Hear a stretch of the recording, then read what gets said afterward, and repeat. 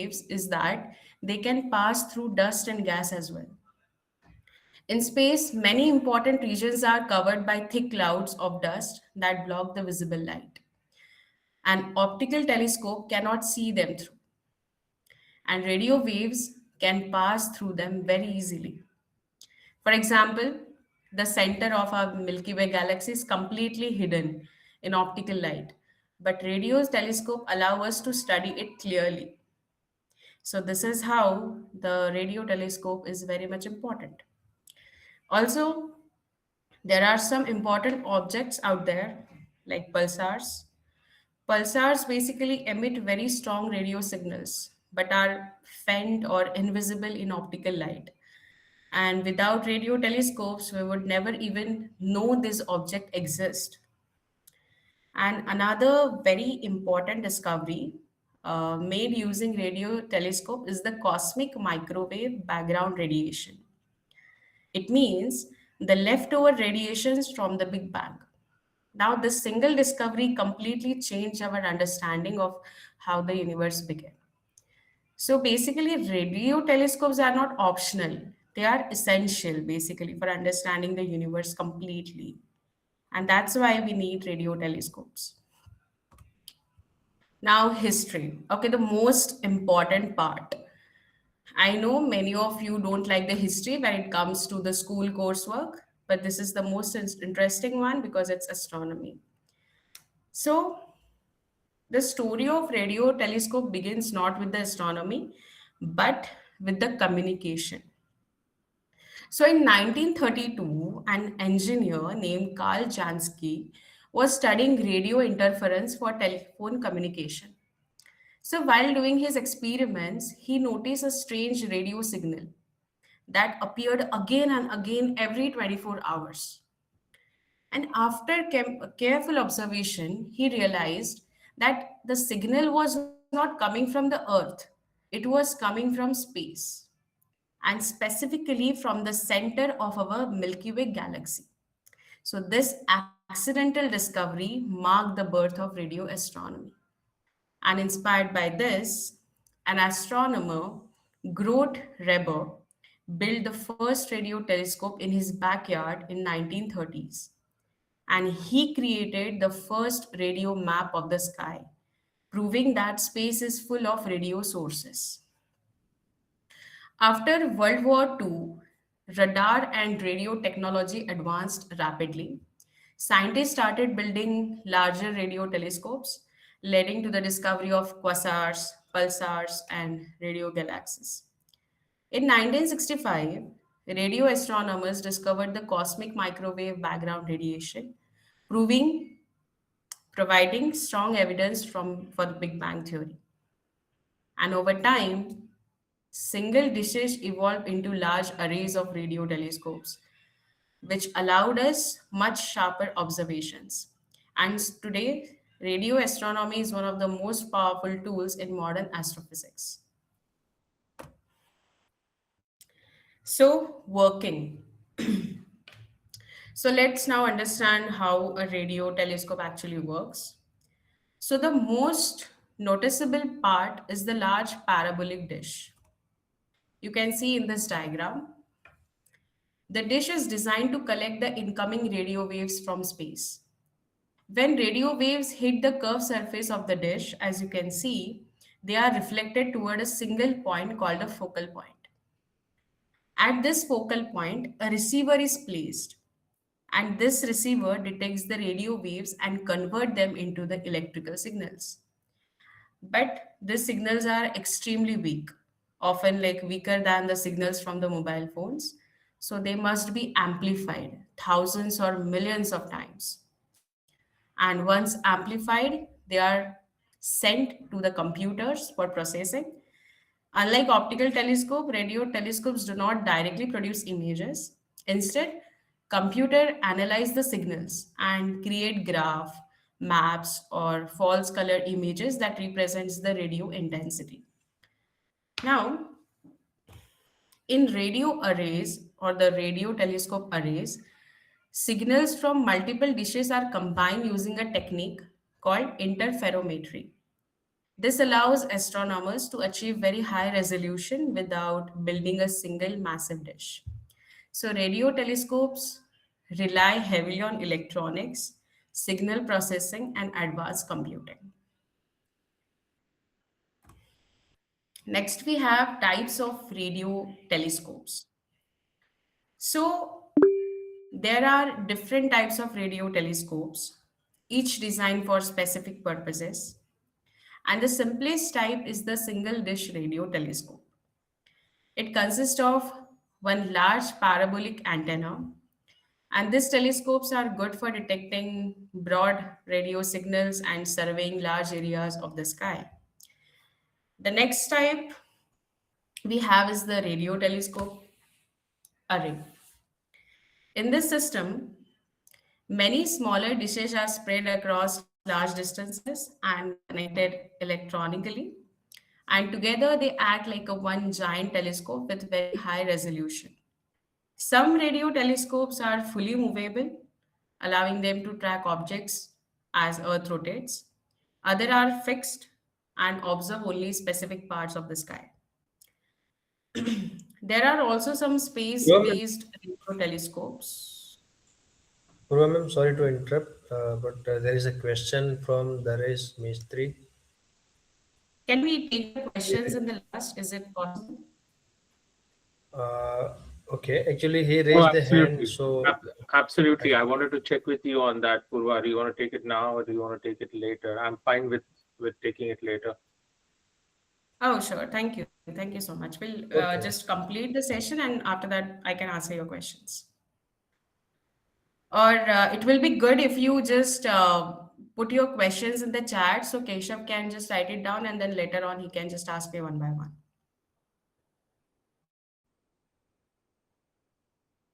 Will that work? Works for me. Awesome. Is it fine for you, Keshav? Hadi, it's fine. Okay, just write it down and later after the session, just tell me one by one. Okay.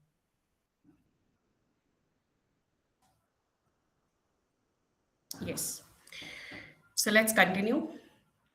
So there are also some space-based radio telescopes which operate above Earth's atmosphere to avoid interference. And each type has its advantages and limitations depending on its scientific goal, that what exactly we want to study. The next we have are the applications of radio telescopes, which are the most important. So radio telescopes are used in many areas of astronomy. They help us study star formation by observing radio emissions from gas clouds. They allow us to detect pulsars, which are rapidly rotating neutron stars emitting regular radio pulses. Then, radio telescopes are also important for studying black holes, especially the jets of matter around them. And they also help map the structure of galaxies and also study how galaxies evolve. Also, this is the very important point. Radio telescopes monitor solar activity and space weather, which can affect satellites and communication system of Earth. We already know solar activity can be extremely dangerous, and they are also used in search of extraterrestrial intelligence by scanning space for unusual or artificial radio signals.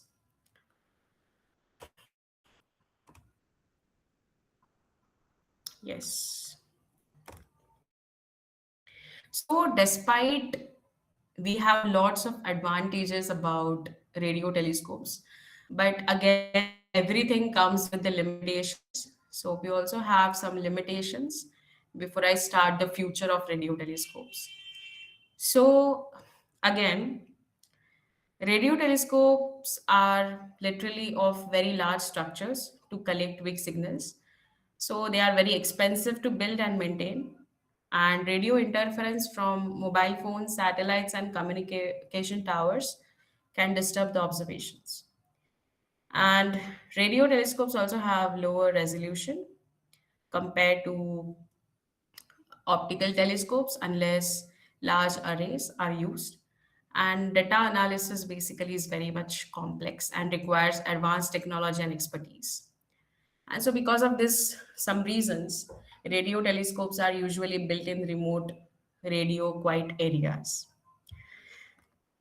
So, what is the future of radio telescopes looks like? So, the future of radio astronomy is extremely bright. There are new global projects going on aim to build the ultra sensitive radio telescope arrays capable of observing the early universe in great detail, and AI is being used to process the massive amount of data that we are going to receive. Also, the future radio telescope will help us understand dark matter, dark energy, and the formation of the first galaxies. And this will also improve our chances of detecting life beyond Earth. So, yeah, radio telescope or radio astronomy can basically answer some fundamental questions about the universe. Okay, this is the last slide, but I would really like to share some facts about radio telescopes before ending this. So, let's start with the first one. So, radio telescopes can detect signals, again, that are unbelievably weak. And some radio signals reaching Earth are billions of times weaker than the signal from a mobile phone. But yet, radio telescopes can still detect them accurately. And this shows how sensitive this instrument really are. And the world's largest single dish radio telescope is the Fast Radio Telescope, also called the Sky Eye. Its dish is about 500 meters wide. That's roughly the size of 30 football fields combined. And it is so powerful that it can detect radio signals from galaxies billions of light years away. Next, we can say radio telescopes do not take pictures like normal cameras. The colorful images we see in the news or books created using computer data. So the colors are added artificially to represent a different signal strength or frequencies. And radio telescope work day and night. Like for example, optical telescopes, they don't need darkness or clear skies, but they can even observe during cloudy weathers. Optical telescopes can't do this. And one more, radio telescope help confirm the Big Bang theory by detecting cosmic microwave background radiation, which is like an echo of universe birth. And radio telescope must be placed far away from cities. Even a nearby mobile tower, Wi-Fi router, or microwave oven can disturb the observations. And that's why observatories are built in very quiet and remote locations. So yeah, that was all about radio astronomy, radio telescope.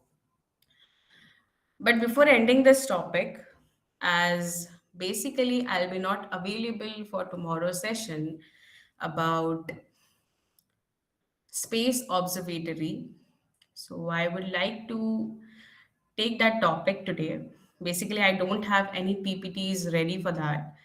But yeah, it is one of the most interesting, and I love this topic personally. So I will just go ahead without this PPT. Is it fine for everyone? Yes, Purva ma'am, it is absolutely fine. Thank you so Everyone much. is Okay. So, Pura, do you want to take the question on radio telescope before you move to the next topic? Is this a good time? So have everyone gave their questions in the chat.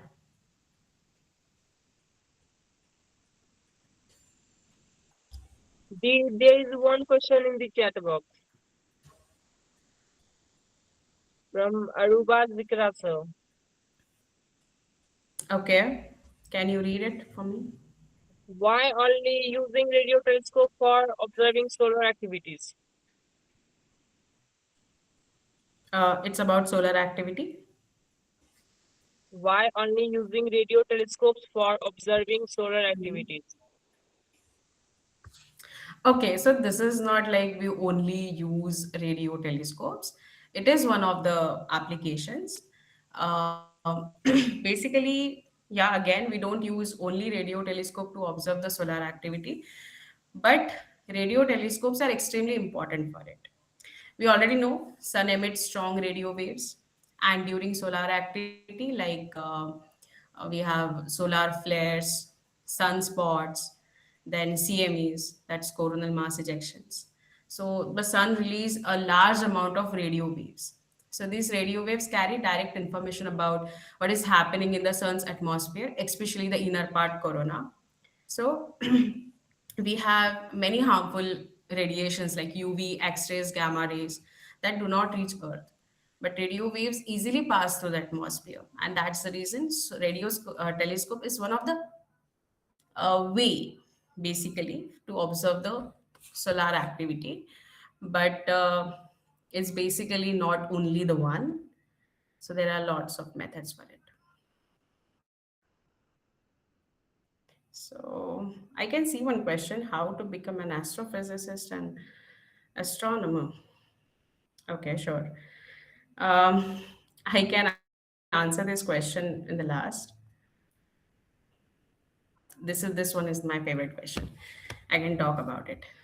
So we can go ahead with the next question.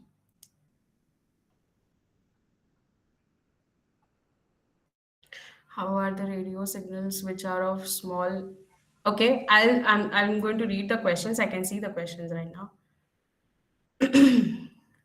How, okay, it is asked by Mohita. How are the radio signals which are of small strength detected despite the signal traffic in Earth? Good question. So, even though Earth is full of radio noise, we have TV, we have mobile, we have Wi Fi, radio signals can still detect extremely weak cosmic signals because there are some reasons behind it. Again, radio telescopes have a huge dish antennas. We can't ignore that. And a larger area collects more energy, which makes a weak signal detectable. Again, they have highly sensitive receivers, like they use low noise amplifiers. So we know what does the amplifiers do? They amplify the signals. So they amplify the signals without adding much noise. That's basically the work of it. And so whatever the astronomical radio signals we have, they come at specific frequencies. So yeah. So whatever the man-made signals are filtered out using the narrowband filters. And again, they are built in remote areas. So basically there are not much noise, in the background or and all. Then how does the observation through radio telescope act as a evidence of CMB? Okay, CMB in the sense cosmic microwave background. Am I right? Or is it something different?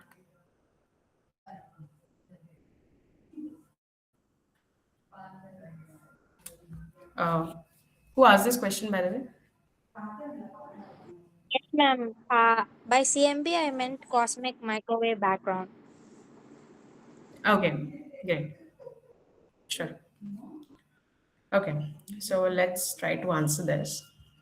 So let me ask you one question first. Do you know what exactly is the CMB?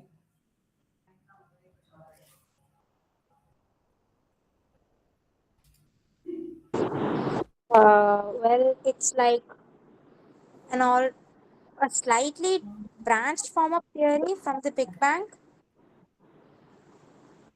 Okay. No, I'm not asking its cause, but I'm asking you what exactly it stands for. If you don't know, it's fine. I'm going to explain you. I love that. So I'll just say that CMB, as the name suggests, cosmic microwave. So it is a very faint microwave radiation, and it is present uniformly in all the directions of the universe. Its temperature is about 2.7 Kelvin. So, yeah, radio telescopes can detect microwaves, not visible light. They observe same radiation from every direction, every intensity everywhere. And why it is the proof of Big Bang? Because such uniform radiation cannot come from stars or galaxies. It matches the predictions of the hot early universe. So it is basically the leftover radiation from the time when the universe cooled.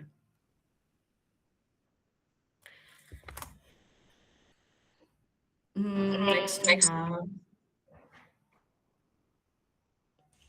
Actually, one question is what? very interesting. Yeah, By I'm going to Naresh answer that. Mistry. How do you actually pinpoint where in the universe the radio wave originate from?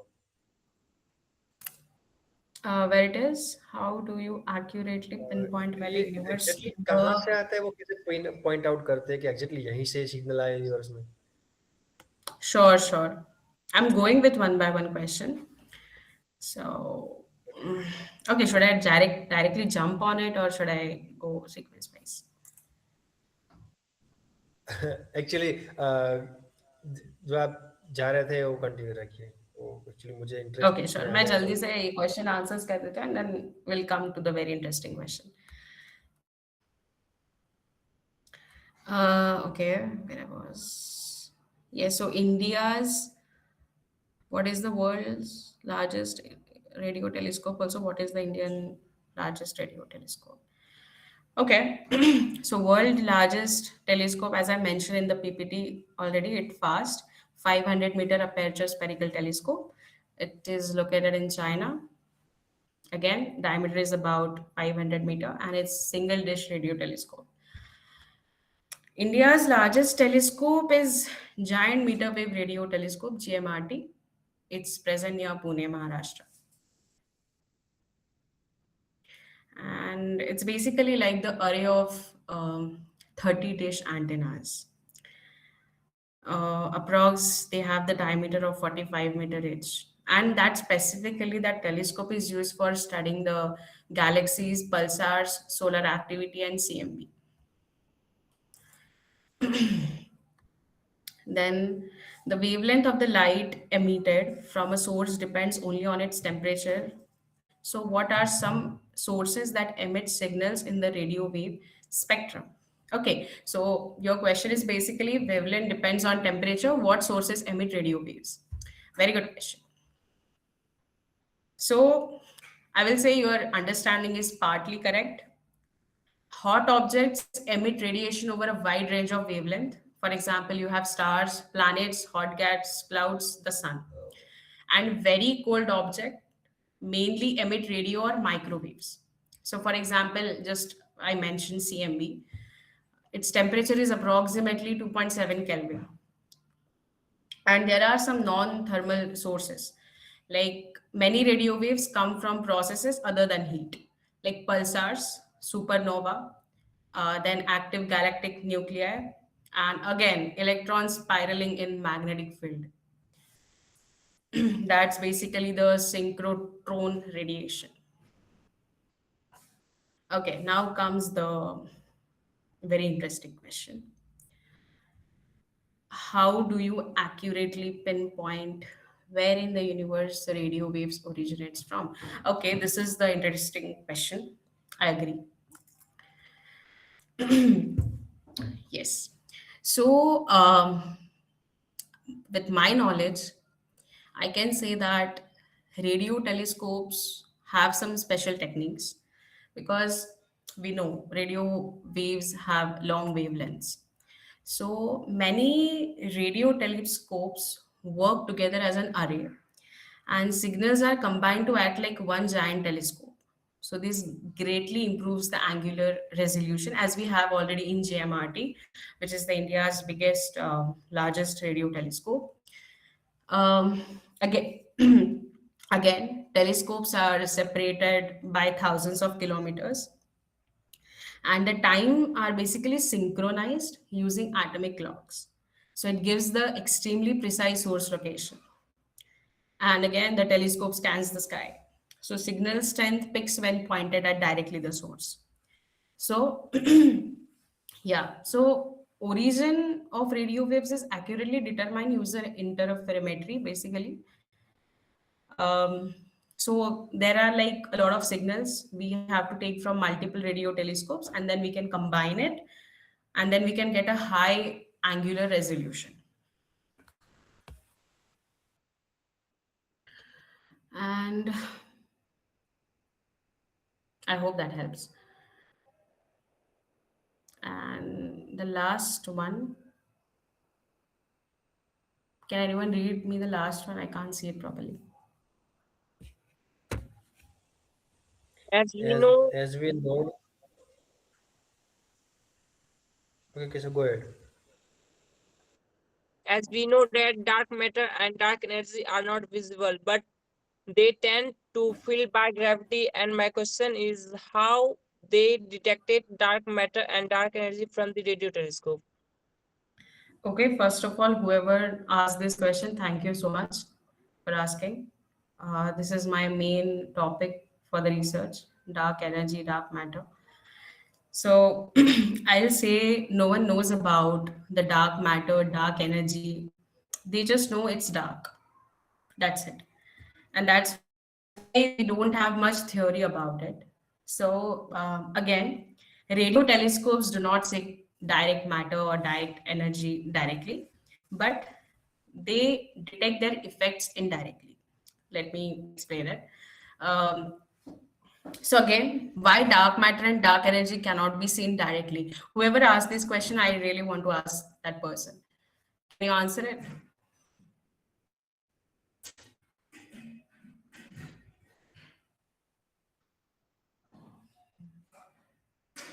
This question is asked by Sri Harisa. Yes.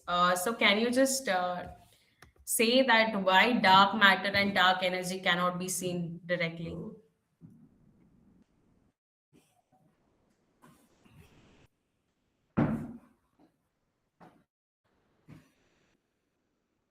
Is it not in the meeting?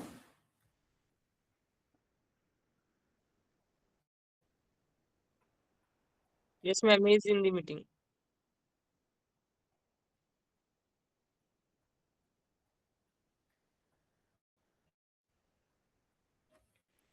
Hello, am I audible? Okay, sure. So, yeah. Hello. Yes, yes. Dark matter, as I know that that why is not visible, I don't remember that.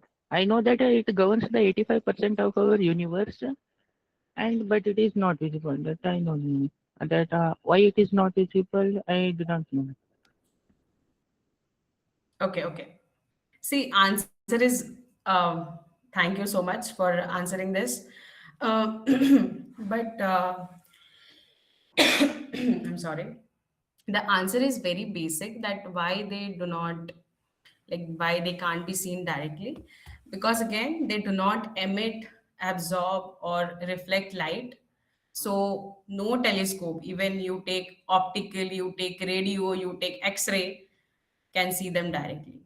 So their presence is only known and only through gravity. That's one of the thing, and that's the reason. Basically, radio telescope measure the motion of gas, but not the dark matter itself. Because again, dark matter do not emit any light. That's the main thing. Next is it doesn't interact like classic matter does. Um, okay, I didn't get this question. Whoever it is, can you write the entire question, please? Why do space elements radiate electromagnetic wave? Okay, specifically space elements. I hope you are not talking about Okay, let's talk about the normal space objects. So, any object that has charged particles like electrons and protons, temperature above 0 Kelvin, or accelerated charges, it's the rule that they must radiate electromagnetic waves. And this happens due to the three mechanisms that we have already studied in the very early classes: thermal radiation, atomic and molecular transitions, and not non-thermal radiations. That's the thing.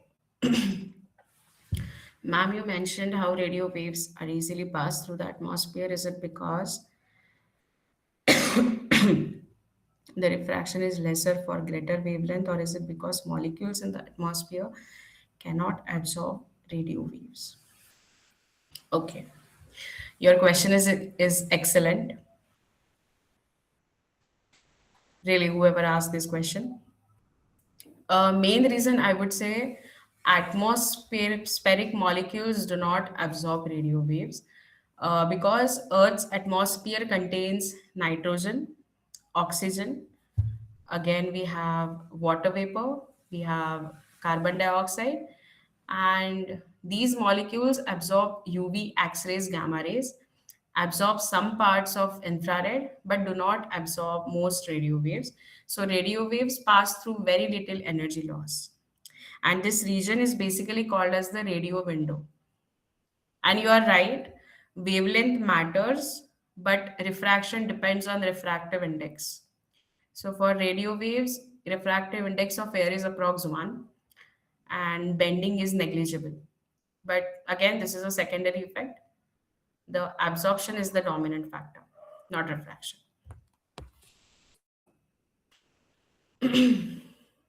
Uh, the last, okay. Does the observation of effects of gravitational lensing act as a proof of dark matter of matter interaction? Yes. Observations of gravitational lensing are strong evidence for the existence of dark matter, but again, not for observation in the usual sense. It's because, according to the general relativity, mass bends space-time and light follows this curved space-time. So when light from a distant galaxy passes near a massive object, it bends, again, gets distorted, and many form arcs or multiple images. So again, the amount of bending depends on the total mass, not on whether the mass is visible or not. So should I go for um, do we have time for space observatories? How much time will you take? See, right now it's almost 9:30. Okay. So basically, space observatory takes a lot of time. Uh, if it's possible tomorrow, I can take early if it's possible for you guys to manage. Early is not possible for, maybe ask everyone. If everyone is agree, then we will do something. Okay, those who are agree, please thumbs up.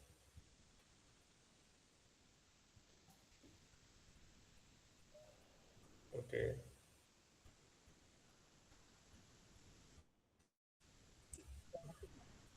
Ravi, what's the time for tomorrow's session? Your voice is breaking for me. What is the tomorrow's timing? Does 7 works? 7 p.m. Yep. Yes, कैसा early morning कोई नहीं आएगा. हम्म, ये उस समय तो मेरे mess का टाइम रहता है. Okay, is it okay for everyone? Okay, I will try to do it. Okay, Okay. let's do one thing. Let's conduct the session at 7 p.m. Purva mein, Yeah. and Okay. we will record it. Those who want to attend, who is able to attend, so they attend, and those who cannot attend the session, not able to attend, So we provide them a recording. Yeah. Sure. Works. I will send this message to the group. Thank you. Yeah, Thank you so please. much. Thank you I so hope much. you all love the session. Thank Yeah. you so much, all. Yes, ma'am. Puram, Thank it's you. really nice session. There's something new to get to know. Actually आज मैंने भी कुछ नया नया सीखा है radio Thank telescope के you. बारे में। Thank you so much. Actually telescope के बाहर भी थोड़ा बहुत जाना, कुछ कुछ सुना होता है, लेकिन क्या है कि जा नहीं सकते पूरा डिटेल में। तो Yes. अच्छा है कि आपने सेशन के माध्यम से अच्छा बताया आपको। Thank you so much. Thank you for coming. Yes. Thank you, Dee. Thank you so much, everyone, for making this session wonderful. Yes. Thank you, Patria. Okay, thank you. Thank you. Yeah.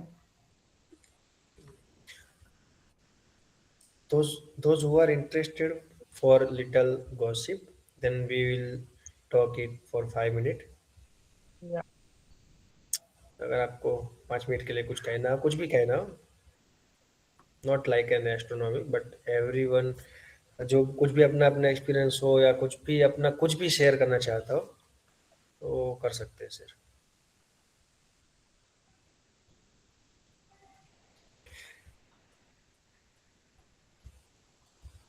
कोई नहीं है क्या?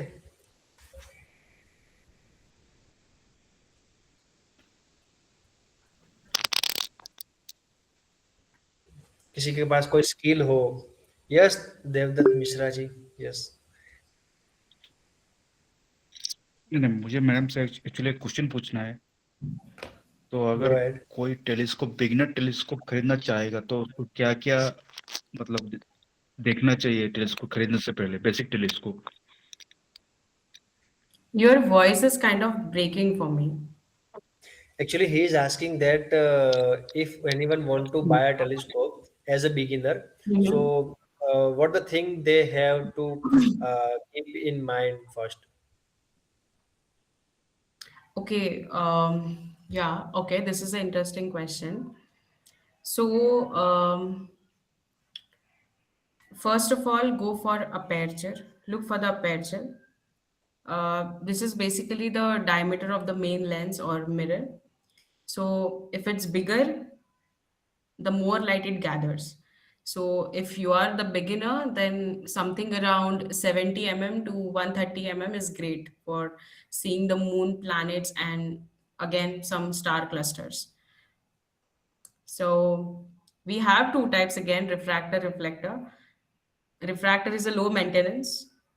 Um, Reflector basically offers more aperture for your money, so good all around choice. Then, yeah, if you're a beginner, go for aperture around 70 mm to 130 mm.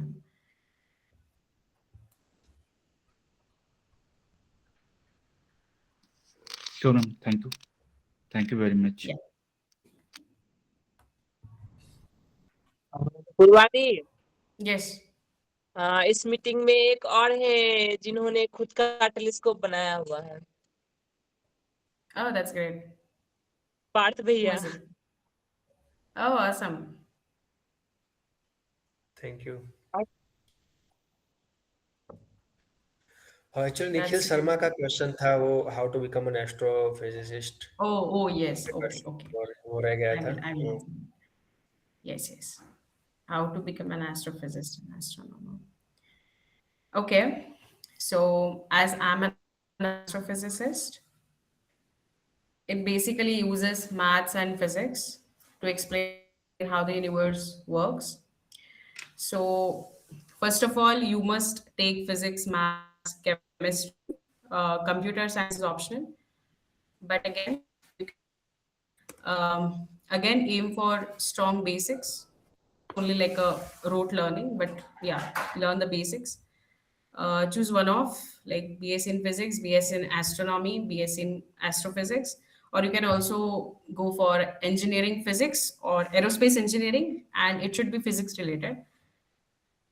Then you can achieve the master's degree Once you get that BSc degree, you get that mark of astrophysicist. But if you want the more, then you can go for master's degree.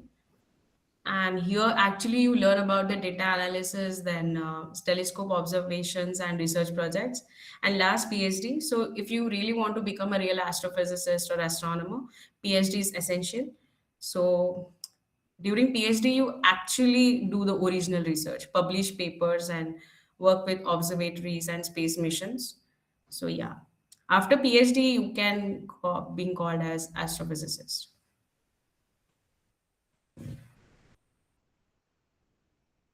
And again,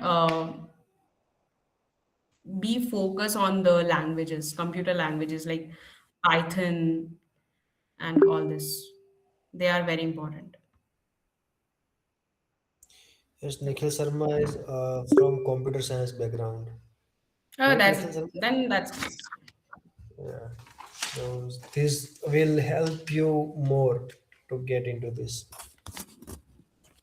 Yeah, there are some like entrance exams also, like ICER aptitude test, then IIT JAM, GATE, CSIR NET, and all this. You can just give it if you are really looking for a career in astronomy. Keshav? Hello.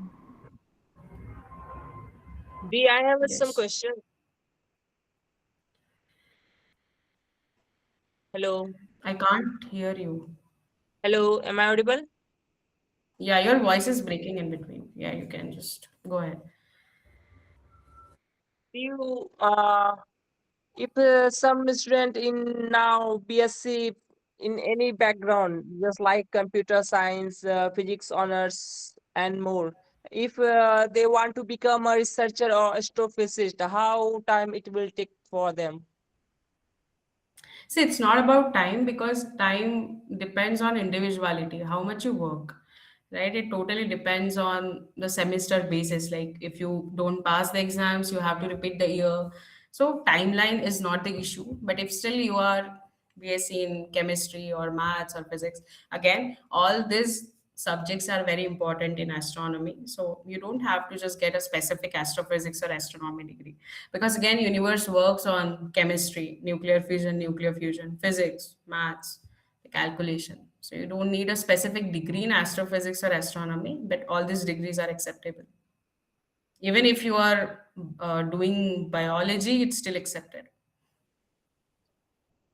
If they want to publish their research paper, how they write their own research paper, what they will have to do? See, I will just say if you really want to write the research paper, you can't do it alone because you just write the paper and you just publish. This is not how it works.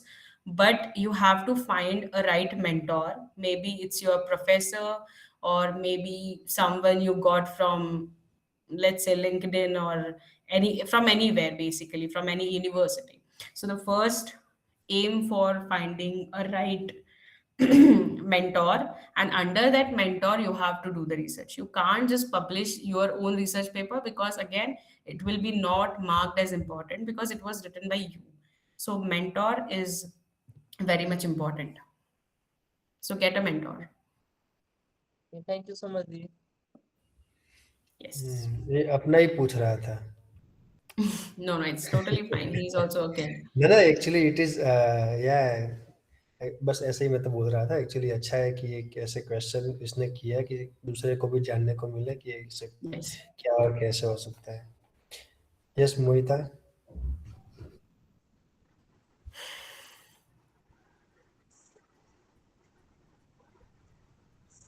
Mohita, go ahead for your question.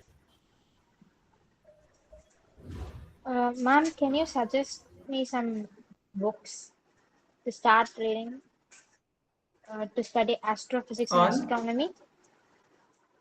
Hello, Okay. am I So are audible? you the beginner? Yes, you are audible. Are you the beginner? Hello, Yes, yes, you are audible. am I audible? Yes. Uh, Kind of in this field. I'm doing a physics bachelor's right now, and I've Okay. already had a course for a semester on astrophysics, but it Mm-hmm. wasn't as much as useful. Okay. So if I want to start reading, From basics, if you want, then you can go for Night Watch, a practical guide to viewing the universe. It's from Terence Dickinson. It's like easy introduction to observing stars, planets, and deep sky objects. And if like you want to level up, so you can go for the Cosmos. It's a excellent intro book. Yes. Actually, I have one book in PDF form. Okay. I will share it in our WhatsApp group. So those who want to start from basic, then Purvam says that start with observation first. Observe all the things that what you see in the sky.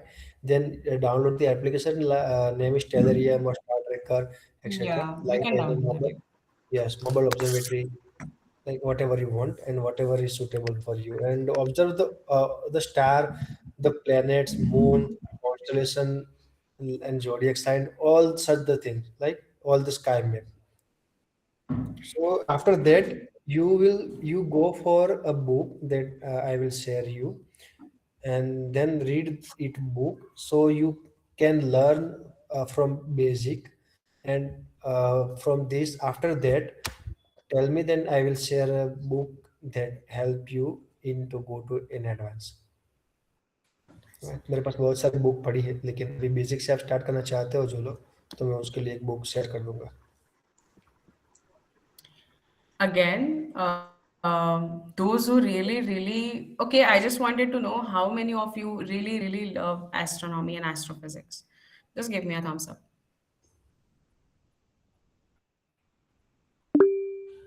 Oh, that's great.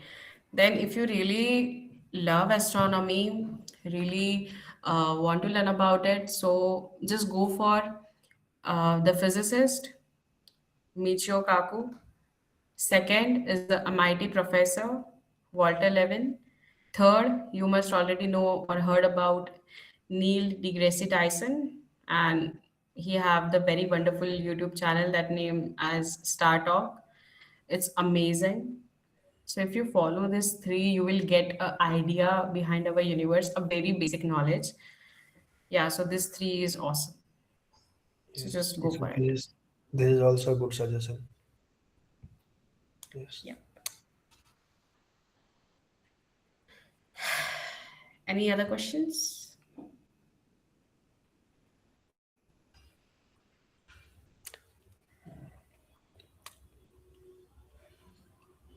Veritasium, what is veritasium? I know.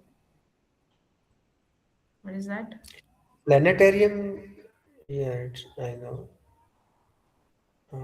Stellarium, लक्ष्य. Veritasium. अच्छा, it's a YouTube channel. Oh, okay. That one of Derek Miller, I guess. He's a science communicator. Yeah, I know this.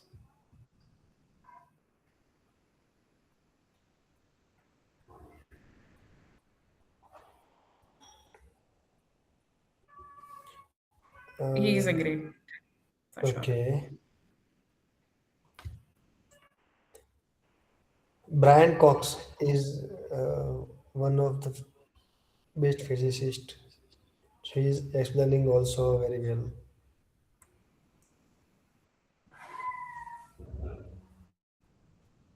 वो experiment आपने देखा होगा कि एक ball है और एक पंख है पक्षी का, तो वो दोनों एक साथ छोड़ते हैं तो कौन पहले नीचे आएगा.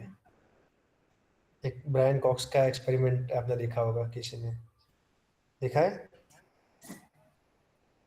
I have heard about it.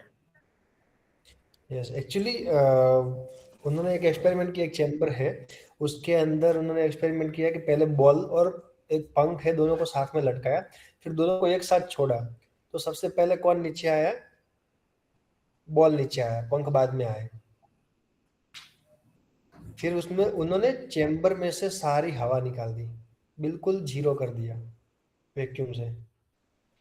फिर दोनों को एक साथ छोड़ा तो दोनों एक साथ नीचे आए। It just look like a miracle. Do you want to see?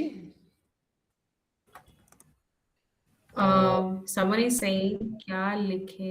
What's that, ma'am? Can you please write the names of the channels you suggested in the chat box? Sure.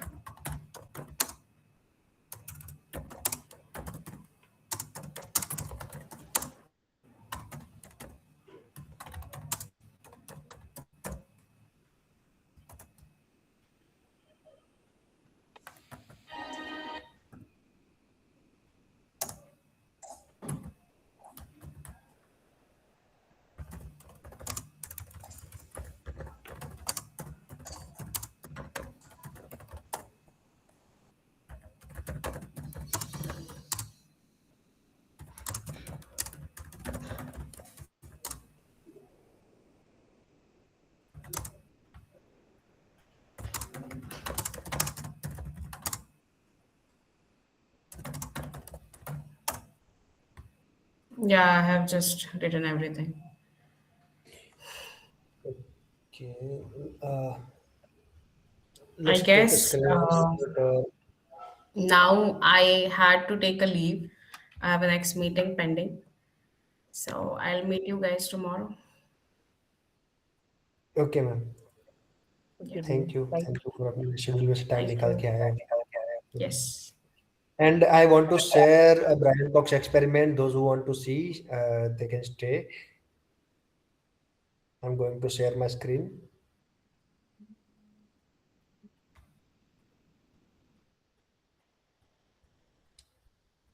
Okay, my screen is visible.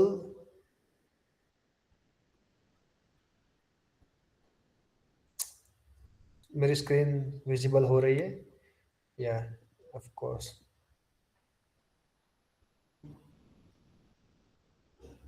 No, sir. Hello. नहीं हो रही है? Yes, sir. अब हो रही है? Okay. So he's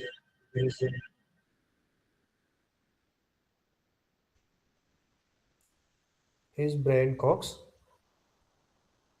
and this is the chamber from he's going to drop a ball and a feather.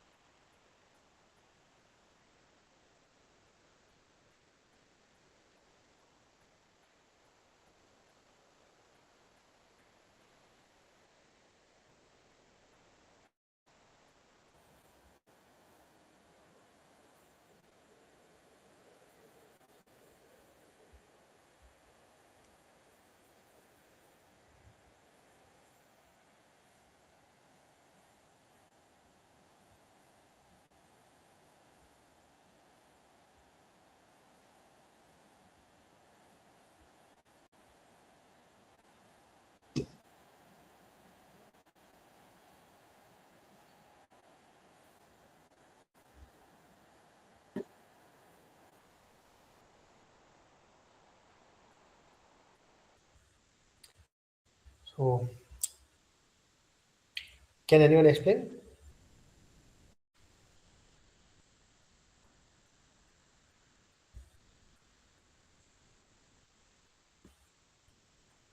कोई explain कर सकता है क्या? क्या देखा? क्या देखा वो एक्सप्लेन कर दो. यह एक चीज इसमें नहीं समझ आया। क्या? ये पंख बॉल से पहले कैसे ग्राउंड टच कर सकता है? क्या ये क्या? बॉल ये बॉल जो लास्ट वीडियो में जो दिखाया, पंख बॉल से पहले ग्राउंड टच किया, वो कैसे पॉसिबल हो सकता है? ये बॉल पंख. तो हेड था देखो पंख देखो से। देखो. और पहले आपने गलत देखा फिर.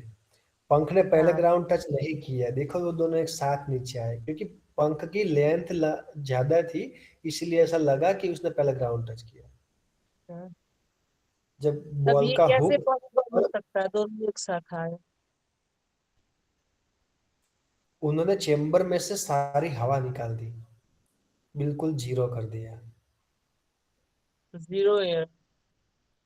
Yes, zero air. तब ये सो पॉसिबल हो सकता हाँ, है, तब ये पॉसिबल हो सकता है। अब जीरो ये एयर। पॉसिबल हो सकता है अगर अर्थ में से भी मतलब एटमॉस्फेयर चला जाए, तो वहां पे भी ऐसा होगा कि हम धीरे धीरे धरती पे गिरे. चांद पे इससे देख अभी रहे हो, बिल्कुल एटमॉस्फेयर नहीं है. तो अगर कोई भी हाँ, चीज फेंकोगे तो वो इतनी ज्यादा तेज नीचे नहीं गिरेगी. It's work out like micro gravity. Yes. तो gravity works when the atmosphere is there, right. Yes. अगर एटमॉस्फेयर है, एयर है वहीं पे, तो ही ग्रेविटी अच्छे से वर्क करेगी, अदरवाइज वो उसका पावर कम हो जाएगा.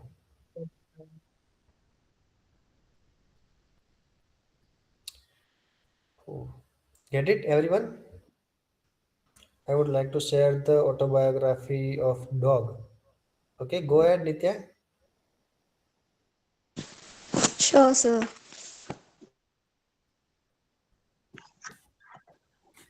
I am a dog. I was born in a town near the river. I am writing my autobiography because I got an opportunity to go into the space. That day, I was bubbling with joy as the world seemed so colorful. When I was a puppy with cute little paws, my mother used to safeguard me. She fed me on the time and I was a healthy dog. One I was black and white in color and had a big white teeth. One day while walking on a street, space researchers team came and chose me in healthy dogs. I was one of them. That time my eyes were glittered and dimples dug into my cheeks. So they started training all of the dogs. I was the only survivor among them. So I was over the moon. Dogs' lives are too short. You know the pain is coming, but there's such beauty in the hard honesty of that, in accepting and giving love while always aware that it comes with unbearable price. Later, they selected me as an animal astronaut. I was nervous but curious also to go into the space.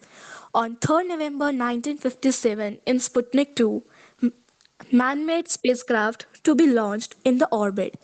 It was the woof experience of the orbit's flight. At the first, I was scared, my heart beating a mile a minute. Afterwards, I loved being without gravity, and I even looked down and wanted to play with blue ball that I saw. I believe it is called the Earth. At last, I died miserably, and no one helped me to come out of that space. I think the reason behind it was lack of empathy towards us, the animals.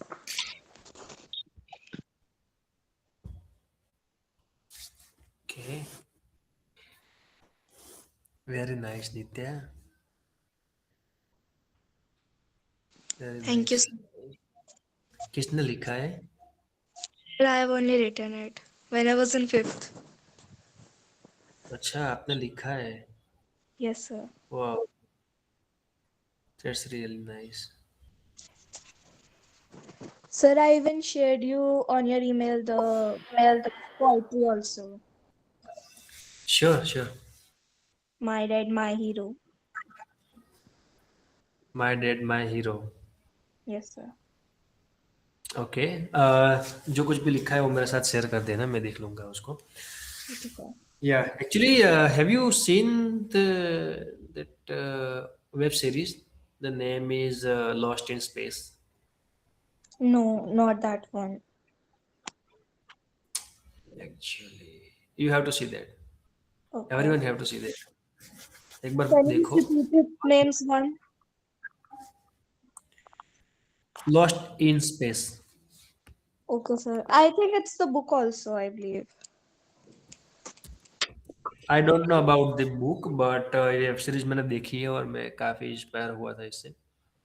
काफी Okay. अच्छी web series बनाई है. अगर यही आसपास में गांव में या जंगल में खो जाते हैं तो ठीक है, लेकिन जब स्पेस में खो जाए तो क्या होता है. Yes. तो आप पोएट्री भी करते हो क्या? क्या?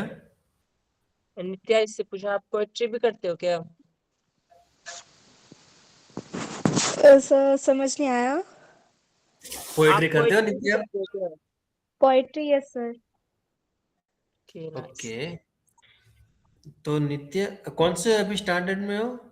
Eighth. Eight Eighth. में हो? ओके, चलो अच्छा है, पोएट्री करते हो. और क्या क्या पोएट्री की है, लिखी है? अभी तक, if I see the best one that I shared, My Dad, My Hero, and then I wrote it one for my friend also, The Time of Farewell, Diwali Vibes, and many more. I don't remember all of them, sir. Okay, that's great, that's great. Share with me in my email ID. So Yes.